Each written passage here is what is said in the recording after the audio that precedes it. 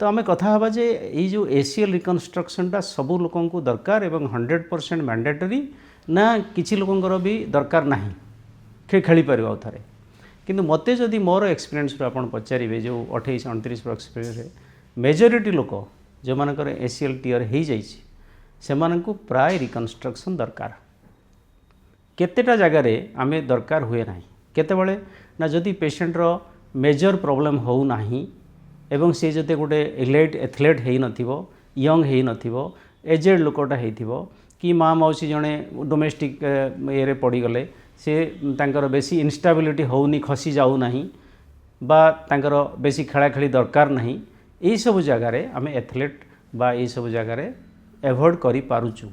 एवं एवॉइड करने हेले आम ताकू प्रिलिमिनरी ट्रिटमेंट देदेले ताकू आइस लगाओ नी ब्रेस बांध रेस्ट नियो फिजियोथेरापी कर एवं धीरे धीरे प्राय मैनेज हो जाउछि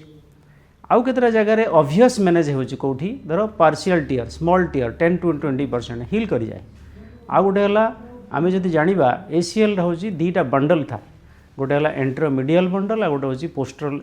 lateral bundle AM and PL bundle ACL is not a single structure it is a two structure दीटा बंडल मिसिकी तैयारी था गोटे एक्सटेंशन रे काम करिवो गोटे फ्लेक्शन रे काम करिवो फ्लेक्शन रे टाइट कर रखिवो गोटे एक्सटेंशन रे टाइट कर रखिवो एंट्रोमीडियल एंड पोस्टरोलेटरल बंडल दीटा बंडल एंट्रोमीडियल बंडलटा टिके स्ट्रांग एंड मोटा पोस्टरोलेटरल बंडलटा टिके पतला आ टिके वीक